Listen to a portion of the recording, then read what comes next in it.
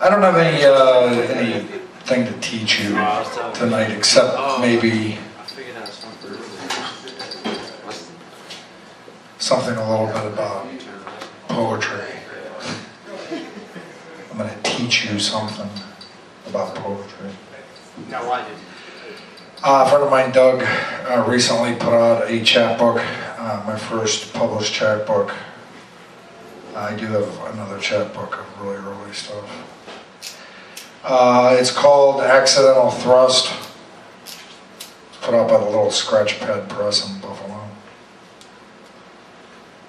I'll give you the address if you want to buy it. You can buy it from me. I'll charge you 20 fucking bucks. Maybe. Just so I can say I made some money out of poetry. Alright.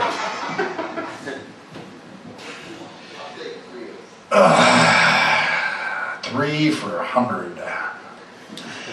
Alright, this, I gotta show you a few of these. Accompanied by this piece of art behind me, developed by Shra Humberg, the Bachelor PowerPoint artist.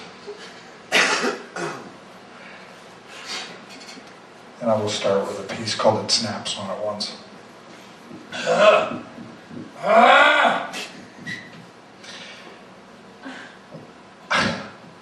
I cannot explain these things to hard-handed heads, hammers that you won't understand unless I read poems to you over and over and over again. If I showed you valleys through my eyes, but you'll understand me pressing breasts against my crotch, sitting on porches with cigarettes, talking about how the addiction itself is the high inside cocaine, the fun anyway. How bellying up to Bukowski boxing like we like to fuck Iron Mike for his faults, not discovering the secret diagrams written on the inside of the cathode ray tube are the details only the looker sees, only the learner hears. You'll understand Frateur Marijuana, Belgian, white, dilettante, half-assed philosopher admissions of being a half-assed philosopher dilettante. Now, a constant long-term slow-moving addiction to self-denial models itself after the new information I am getting now. Poetry, not like playing the drums, lives like boxing in a slow-motion progression. Experiences gather from where the hell ever, but mostly from poets. Readings. Comparisons against yourself and E.E. Cummings and Creeley and understanding your poetry sucks. Build. And then when some old gray guy with a beret reads in a basement about watching television, it all snaps together. So how do I explain poetry to Robert Coover now if sitting in a DoubleTree hotel room on a comfortable chair in Los Angeles I was asked, what is the difference between poetry and prose? And who the fuck cares? And why do I care? And why should you care? One step deserves the next. Without this, there would be only constant experience in the moment, without imagination, without pre-memory. And that is not the way of brave breaking of new ground, of idealistic Emersonian rape of new territory, dreams, potential, and energy, wishing so hard for a cataclysmic catechism of goddamn meaning, final marks, and crisis, where beauty, truth, beauty,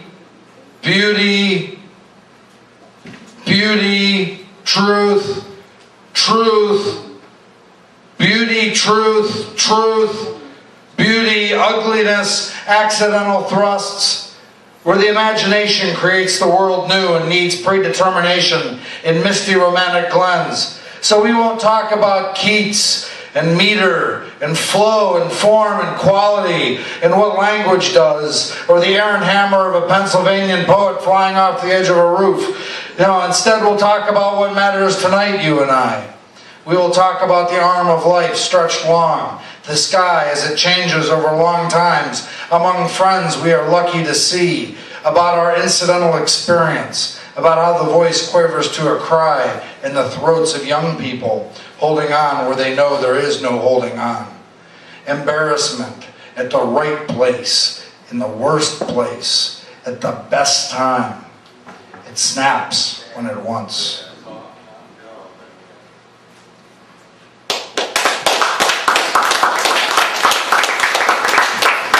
Next, this is called How the Bees of the 80s Are Different Than the Bees of Today.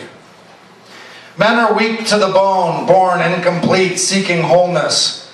Men in bookstores browse together and instruct one another as if married to invisible likenesses without lips or fingers, and conversations with silent conversations afterward. The day felt new but still was black, so I stood eating breakfast and prepared for bed. An evening of closing eyes tightly and gentle rocking side to side at 5 a.m. This is called Fifo the Cat and the Invisible Milk. The bed. Fifo the cat has learned to sleep on the old Portuguese wool blanket over 3 years. He learned this because I bought a $100 down comforter and imagined it shredded from the monster's claws pulling for milk, from tiny bones and feathers and strange synthetic fibers. Fifo the cat learned that the wool blanket did not push back.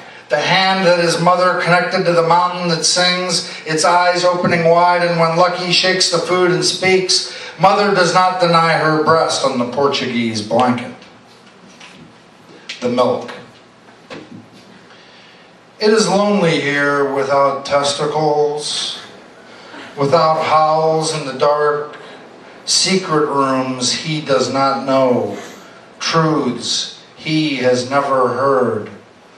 I have heard him complain about loneliness and watched him return with sex and smoke in his jeans. But milk flows secret and invisible from the sheep of the void. They gather and exchange, and when their blood mixes with the fart sulfur air, with amber-crusted semen, with dandruff and clay, the milk forms in a long-distance smell of the origins of the world. And the corners stay fresh in the summer, but the milk always flows in the moaning dark. The blanket. In the Azores, things are simple for the uniformed visitor to Terceira.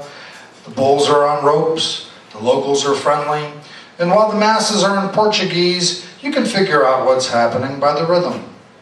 But the children are in Ohio, and you miss them so. They aren't children so much anymore, smart as whips and have bright futures, cold futures, uncertain. And these blankets are nice and warm and inexpensive, and the kids won't fight over whose gift is better. And they'll last forever. The monster.